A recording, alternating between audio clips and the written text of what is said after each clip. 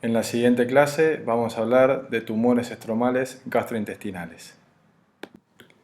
Empezamos con un caso clínico. Se trata de un paciente de sexo femenino de 75 años de edad que en una veda realizada por epigastralgia se observa una lesión subepitelial de 3 centímetros de diámetro mayor en cara posterior de antro gástrico. Se toma biopsia sobre biopsia que informa gastritis crónica y Helicobacter pylori negativo. La primera pregunta sería cómo continuaría con el estudio de esta paciente, si con una ecoendoscopía con punción aspiración con aguja fina y tomografía con contraste, con una resonancia magnética, una seriada de esófago gastroduodenal o un PET. La segunda, ¿qué tratamiento le ofrecería? Observación y nueva econdoscopía y tomografía en 3 meses, gastrectomía subtotal laparoscópica, resección intragástrica o resección transgástrica. Y por último, si le ofrecería tratamiento con imatinib, sí como tratamiento neoadyuvante, sí como tratamiento adyuvante, no solo tratamiento quirúrgico y sí como tratamiento definitivo.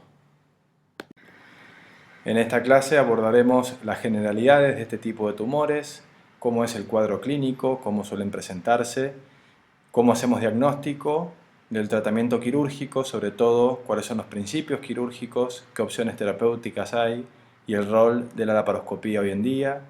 También hablaremos de estadificación, del tratamiento con imatinib y cuándo usarlo. Y por último, seguimiento y algunos algoritmos para el tratamiento de esta enfermedad.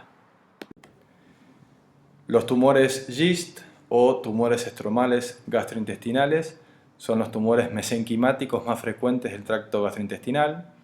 Se originan de las células intersticiales de Cajal en el plexo mientérico y son inducidos por la mutación del protooncogen c-KIT en el 95% de los casos. O sea que existen un bajo porcentaje de casos que no poseen esta mutación. En cuanto al análisis patológico, existe un 70% que presentan un patrón de células fusiformes, otro 20% de células epitelioides y el restante un patrón mixto. Y en cuanto al patrón inmunohistoquímico, como dijimos previamente, el 95% son CD117 positivos, que son aquellos que presentan la mutación c-KIT, y también la gran mayoría son positivos para CD34. Los tumores GIST se pueden presentar a lo largo de todo el tracto digestivo, siendo el estómago el sitio más frecuente, alrededor del 50-60%, y luego el intestino delgado, donde se ubican el 30% de los tumores. A menor frecuencia se pueden ubicar en colon y recto y son muy raros en esófago, donde son más frecuentes los leiomiomas. Existe un bajo porcentaje de tumores GIST que se presentan fuera del tubo digestivo y estos pueden aparecer en peritoneo, mesenterio o retroperitoneo. Estos tumores tienen dos comportamientos característicos. En primer lugar, que su malignidad varía de acuerdo al tamaño e índice mitótico, entre otros, como vamos a ver más adelante. Y segundo, que tienen respuesta a los inhibidores de la tirosina quinasa. El más común es el mesilato de imatinib, pero existen otros inhibidores que también son utilizados como segunda o tercera línea de tratamiento en ciertas ocasiones. El cuadro clínico depende de la localización del tumor. El síntoma de presentación más frecuente es el sangrado digestivo, que puede presentarse como una hemorragia digestiva masiva, clínicamente evidente, o como una anemia. También puede presentar dolor abdominal, sobre todo los GIST de intestino, disfagia o saciedad precoz en tumores que se localizan en esófago, unión esófago-gástrica o estómago, obstrucción intestinal. Se pueden presentar como una urgencia en casos de perforación o sangrado hacia la cavidad peritoneal. Y también hay un gran porcentaje de tumores que se presentan como incidentalomas, ya sea en estudios de endoscopía o estudios radiológicos como tomografías o seriadas gastrodenales. El estudio de los tumores del tracto digestivo superior suele iniciarse con una seriada de esófago gastrodenal y o una videoendoscopía digestiva alta o baja en el caso de que sean tumores colorectales. En la endoscopía, los GIST suelen verse como lesiones subepiteliales bien circunscriptas que pueden tener mucosa sana o ulcerada. Esto se da cuando los tumores son sangrantes. Aquí el endoscopista tiene la opción de hacer biopsia sobre biopsia, que tiene un bajo rédito diagnóstico. Por lo general, menos del 35% de las veces uno logra tener diagnóstico histológico con una biopsia sobre biopsia. Y lo otro importante de la endoscopía es que se puede localizar al tumor y su relación con las otras estructuras, como por ejemplo la unión esofagogástrica, el píloro y la papila, y de este modo planear la estrategia quirúrgica para este tumor en particular. Luego se puede realizar una ecoendoscopía con biopsia. Si bien no siempre es necesario y muchas veces llevamos a estos pacientes a quirófano sin una ecoendoscopía, la realidad es que este estudio nos permite hacer diagnóstico de certeza en casi el 85% de las veces. Y esto es no solo gracias a las características ecoendoscópicas de los GIST, sino a la posibilidad de realizar biopsia. Los GIST suelen verse como una lesión hipoecoica de la cuarta capa, que pertenece a la muscular, y existen criterios de alto riesgo, como son el tamaño de la lesión, el borde extraluminal irregular, el patrón heterogéneo de la lesión, la presencia de quistes o de focos heterogéneos. La realización de una tomografía axial computada o una resonancia en estos pacientes es fundamental porque nos permite evaluar la extensión de la enfermedad, ya sea la invasión a estructuras vecinas, otros focos tumorales o la presencia de metástasis.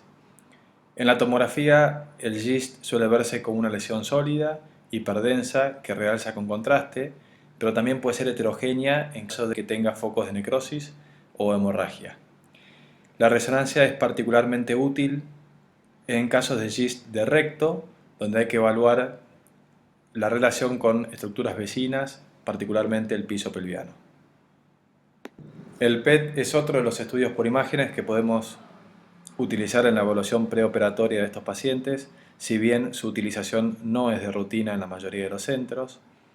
El PET puede utilizarse ante hallazgos inespecíficos en la tomografía y permite evaluar la extensión de la enfermedad y presencia de metástasis. También es importante porque diferencia enfermedad activa de tejido cicatrizal o de necrosis, y encima permite evaluar la respuesta al imatinib mediante las variaciones en el SV. Si bien la biopsia percutánea guiada por ecografía o tomografía es una opción para obtener confirmación histológica del tumor, hay que tratar de evitarla y sus indicaciones son muy precisas. Esto es por el riesgo de diseminación tumoral que existe al romper la cápsula del tumor y el riesgo de sangrado. Es por eso que estaría reservado solamente para casos que requieran resecciones multiviscerales o resecciones mayores y que se podrían beneficiar con neoadyuvancia y que no son accesibles por punción ecoendoscópica. El tratamiento del GIST localizado es la resección quirúrgica.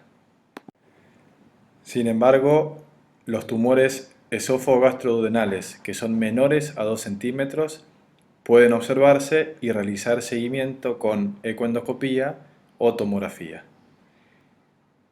Si estos tumores presentan síntomas o crecen durante el seguimiento, deben ir a una resección quirúrgica. Este es un algoritmo publicado en las guidelines de la NCCN, en el cual proponen, frente a tumores gástricos menores a 2 centímetros, estudiarlos mediante ecoendoscopía con punción aspiración con aguja fina y tomografía de abdomen. Si tienen criterios ecoendoscópicos de alto riesgo, realizar tratamiento quirúrgico y luego seguimiento, pero si no tienen criterios de alto riesgo, realizar seguimiento endoscópico o ecoendoscópico. Por otro lado, los tumores intestinales que no son plausibles de biopsia ecoendoscópica deben ir a resección quirúrgica, salvo, como dije anteriormente, en caso de requerir resecciones multiviscerales, donde debe plantearse la necesidad de biopsia percutánea para poder realizar tratamiento neoadyuvante con imatinib. El tratamiento quirúrgico de estos tumores tiene una serie de principios. En primer lugar, el GIST es un tumor que no tiene diseminación linfática y que produce metástasis ganglionares de manera excepcional. Por lo tanto, no es necesario realizar linfadenectomías formales. Tampoco requieren márgenes de seguridad. Con un margen mínimo de resección es suficiente para obtener una cirugía oncológica segura. Esto toma importancia principalmente en los tumores ubicados en esófago y estómago, donde es importante la preservación del órgano y su funcionalidad. La resección debe ser completa, intentando obtener un margen de resección R0. Y por último, se debe mantener la integridad de la cápsula o la pseudocápsula tumoral mediante una manipulación mínima del tumor, y esto cobra principal importancia en la cirugía laparoscópica, en donde es más dificultoso lograr esta manipulación mínima. Una vez hecho el diagnóstico de GIST, o por lo menos la sospecha diagnóstica del mismo, sin confirmación histológica, debe plantearse la estrategia quirúrgica. Como expliqué anteriormente, alcanza con un margen mínimo de resección, por lo tanto siempre es preferible realizar cirugías con preservación de órgano, aunque muchas veces es necesario realizar una cirugía resectiva. Dentro de estas últimas puede ser necesario realizar una esofagectomía o gastrectomías formales, como por ejemplo si el tumor está muy cerca de la unión esófago-gástrica, va a ser necesario realizar una gastrectomía total, o si está en íntimo contacto con el píloro, puede ser necesaria una gastrectomía subtotal. También puede ser necesario una duodenopancreatectomía, ni hablar enterectomías o proctocolectomías, y también en casos de GIST localmente avanzados que invaden otros órganos, puede requerir resecciones multiviscerales. En los casos de GIST localizados en esófago, estómago o duodeno, hay múltiples opciones terapéuticas para preservar el órgano que vamos a explicar a continuación. Si bien existen casos en que los GIST de esófago pueden requerir gastrectomías formales, ya sean totales, subtotales o segmentarias, la mayoría de las veces alcanza con una enucleación que puede realizarse por vía videotoracoscópica. Los GIST esofágicos son extremadamente infrecuentes, la mayoría de las veces los tumores subepiteliales de este sector del tubo digestivo corresponden a leiomiomas, pero bien ya sea un leiomioma o un GIST, pueden tratarse por enucleación siempre y cuando no sean de gran tamaño. Las cuñas laparoscópicas son una opción terapéutica muy utilizada en los casos de GIST de estómago.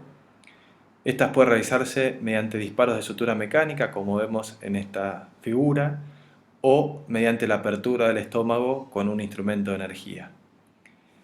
El primer caso, el de las cuñas con sutura mecánica, suelen reservarse para casos de GIST de pequeño tamaño que se ubican en la curvatura mayor del estómago, porque al no abrir el estómago y resecarlo entero con disparos de sutura mecánica, hay mucho tejido sano que se reseca y puede conllevar a una disfuncionalidad del órgano. En el caso de lidiar con tumores de mayor tamaño o de crecimiento endofítico, es preferible realizar esta cuña mediante apertura del órgano, resección del tumor y luego cierre de la gastrotomía, que puede ser bien con sutura mecánica o con sutura manual, ya sea por vía laparoscópica o abierta. Otra opción terapéutica es la resección transgástrica, que se realiza mediante la apertura del estómago por gastrotomía y resección del mismo desde la cara intraluminal del órgano. Esta técnica es particularmente útil en tumores de la pared posterior gástrica que pueden estar cercanos a la curvatura menor, en donde la movilización del estómago para realizar una cuña convencional es más compleja. Este es el caso de un tumor grande de la pared posterior del estómago, de crecimiento principalmente endofítico, que se abordó por resección transgástrica, realizando una gastrotomía en la cara anterior del estómago, resección del tumor y luego cierre del defecto, ya sea con sutura mecánica o sutura manual. También tenemos las resecciones intragástricas, que se realizan mediante un abordaje combinado de endoscopía y laparoscopía. Se insufla la cavidad gástrica con CO2 y se colocan los trócares dentro de la cavidad del estómago, a través de los cuales se introducen las pinzas laparoscópicas y la sutura mecánica. Esta técnica tiene particular importancia en los tumores cercanos a la unión esófago-gástrica, donde es importante realizar la resección con un margen mínimo de seguridad para no caer en la necesidad de una gastrectomía total. Este es el caso de un GIST cercano a la unión esófago-gástrica, que bien podría ser abordado por una resección intragástrica o por ahí con un poco más de dificultad mediante una resección transgástrica. Por último, tenemos las resecciones endoscópicas, que se realizan mediante disección submucosa y lo que se llama endoscopía del tercer espacio. Esta técnica estaría reservada para tumores del tracto digestivo superior o colorectales, donde son accesibles, obviamente, por un endoscopio. Hay que realizarlas en tumores no mayores a 3 centímetros y se debe prestar especial cuidado para no romper la pseudocápsula tumoral y así correr el riesgo de diseminación de las células tumorales. El rol de la laparoscopía en el tratamiento de los GIST ha ido evolucionando a lo largo del tiempo. La controversia radicaba en la posibilidad de respetar los principios quirúrgicos de estos tumores, sobre todo lograr una resección R0 manteniendo la integridad de la cápsula tumoral por vía laparoscópica, con la dificultad que esto conlleva. Los primeros consensos, allá por 2004, indicaban que las lesiones de hasta 2 centímetros de diámetro podían ser resecadas por este método, pero años más tarde, las guías basadas en estudios comparativos y metaanálisis establecieron que la laparoscopía era factible para tratar lesiones de hasta 5 centímetros de diámetro. Las siguientes guías de la NCCN, publicadas en 2010, destacan la importancia y la factibilidad del abordaje laparoscópico para el tratamiento de los GIST, pero sin embargo no especifican el tamaño. Y finalmente, estudios actuales establecen que se pueden resecar tumores de hasta 12 centímetros por laparoscopía, pero que es importante mantener los principios quirúrgicos, como hablamos anteriormente, es decir, no fragmentar el tumor, lograr resecciones R0 y convertir a cirugía abierta antes de lesionar la pseudocápsula, es decir, tener un umbral bajo de conversión. A modo de resumen, y hablando pura y exclusivamente de los GIST de localización gástrica, se puede dividir al estómago en 3 zonas para su tratamiento. La zona 1, que correspondería al fondo y curvatura mayor, son tumores ideales para abordarlos por gastrectomía parcial laparoscópica, gastrectomías en cuña.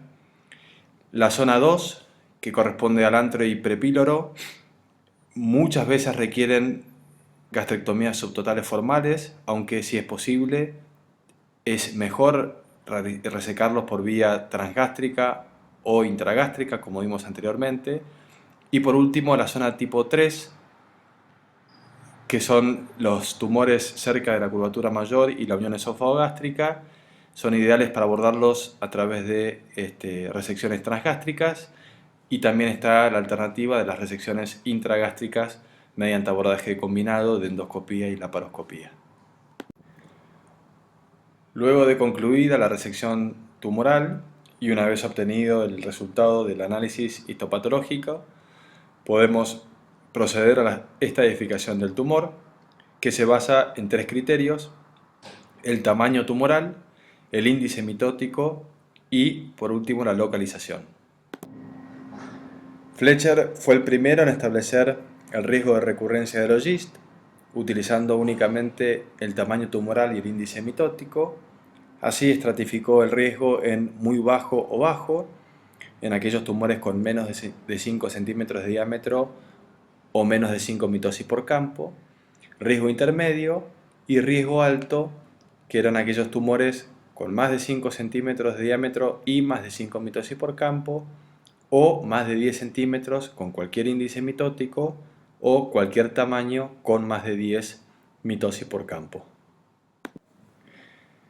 Luego aparecieron los criterios de Miettinen, que son muy similares a los criterios de Fletcher, a los cuales se le agregó la localización tumoral, siendo los GIST gástricos considerados de bajo riesgo y los GIST intestinales de alto riesgo de malignidad. A partir de allí comenzaron a publicarse una serie de nomogramas, entre ellos el del Memorial, que es este que se ve aquí en la diapositiva. El mismo consiste en una escala de puntos a la cual se accede sumando los puntos que otorga el tamaño tumoral, el índice mitótico y la localización del tumor. Fíjense que el estómago constituye los tumores de bajo riesgo, el intestino delgado alto riesgo y el colon y recto un riesgo intermedio. Esta suma de puntos da la probabilidad de sobrevida libre de enfermedad a los 2 años y a los 5 años respectivamente. Como mencioné al inicio de la clase, estos tumores tienen la particularidad de responder a los inhibidores de la tirosina quinasa. Entre ellos, el mesilato de imatinib es el más difundido, el que más conocemos, pero también existen otros fármacos de segunda y tercera línea, como el sunitinib o el regorafenib.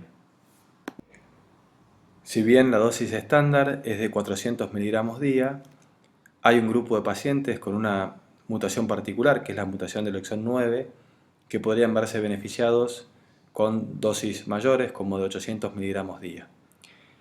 La duración del tratamiento es controversial. Hay grupos que realizan hasta 3 años de tratamiento, otros entre 1 y 2, otros tratamientos más largos, pero la realidad es que debe ser individualizado en cada paciente y muchas veces depende del riesgo de cada tumor en particular. El imatinib es considerado tratamiento de primera línea en enfermedad localmente avanzada, donde la resección R0 no es viable, enfermedad metastásica o enfermedad recurrente. Está indicado como tratamiento neoadyuvante en tumores de gran tamaño o que requieren resecciones multiviscerales o resecciones mayores, tales como esofaectomías, y que pueden verse beneficiados con el downstaging del tumor y así lograr resecciones más económicas. También está indicado como tratamiento adyuvante en tumores de alto riesgo o aquellos en los cuales la resección no fue R0 o que durante la cirugía se produjo una fragmentación de la cápsula tumoral. La duración del tratamiento, como dije anteriormente, varía entre 1 a 3 años de acuerdo al riesgo y al grupo en particular. Como pueden ver, el tratamiento de los pacientes con GIST es complejo y existen múltiples opciones quirúrgicas y múltiples indicaciones del tratamiento con inhibidores de la tirosina quinasa. Por lo tanto, estos pacientes se ven beneficiados cuando son tratados de forma multidisciplinaria. Luego del tratamiento, el seguimiento de estos tumores varía de acuerdo al riesgo de cada GIST en particular. Muchos sugieren tomografía con contraste cada 3 a 6 meses por 3 a 5 años y luego anual, y en aquellos tumores que son pausibles de seguimiento endoscópico, realizar endoscopía a los 6 meses y al año posoperatorio y luego anual durante 2 años, y luego se puede continuar con seguimiento tomográfico. La sobrevida global, independientemente del riesgo, a 5 años es ligeramente superior al 50%, con una mediana de 6 meses. A modo de resumen, les dejo estos algoritmos que publicó la ESMO en sus guías del 2018 acerca del tratamiento o el manejo en GIST localizado y en GIST localmente avanzado o metastásico.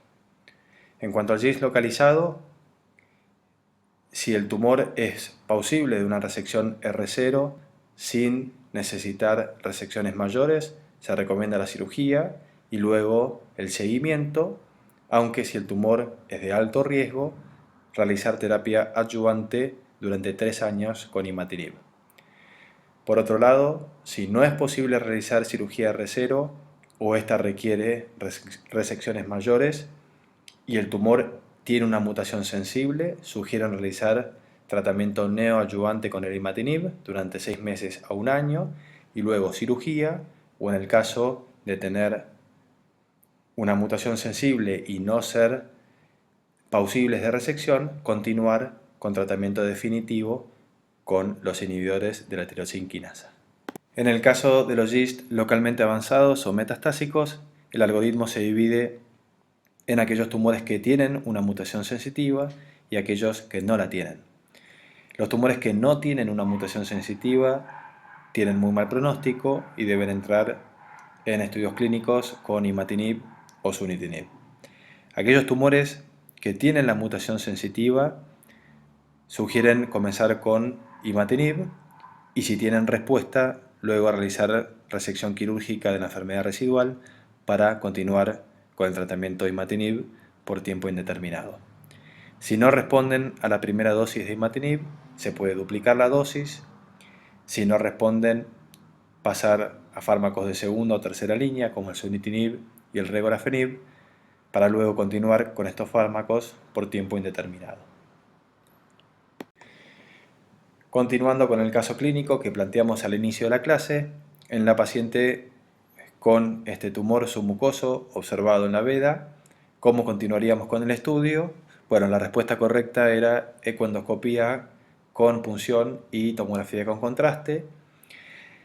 Si bien la ecoendoscopía no siempre es necesaria, nos da un diagnóstico de certeza y la tomografía es fundamental para planear la estrategia quirúrgica y evaluar posibles metástasis o enfermedad avanzada. La resonancia también es una opción, aunque por lo general prefiere realizarse una tomografía.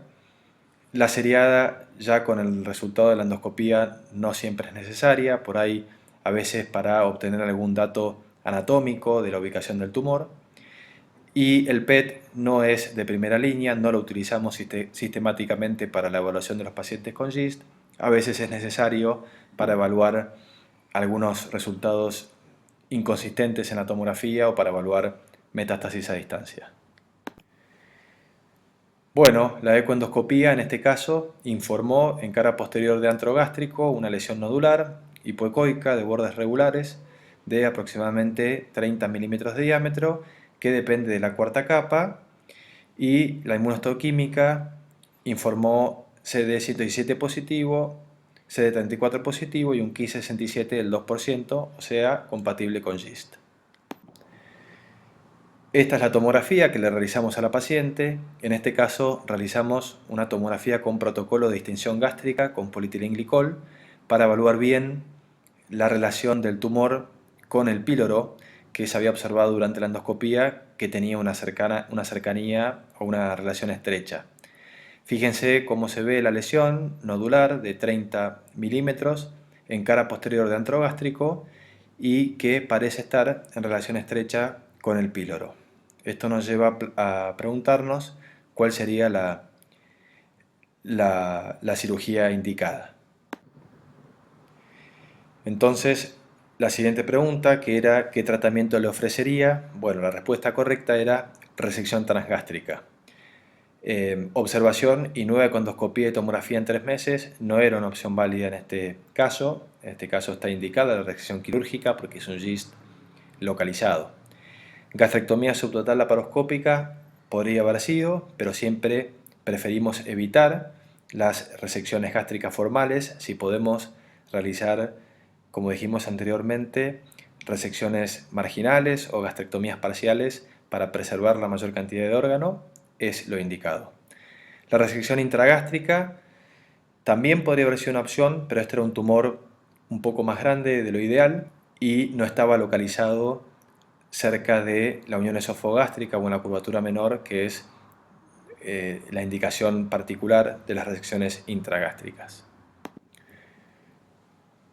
Bueno, resecamos el tumor mediante un abordaje transgástrico con cierre manual de la gastrotomía y un disparo de sutura mecánica.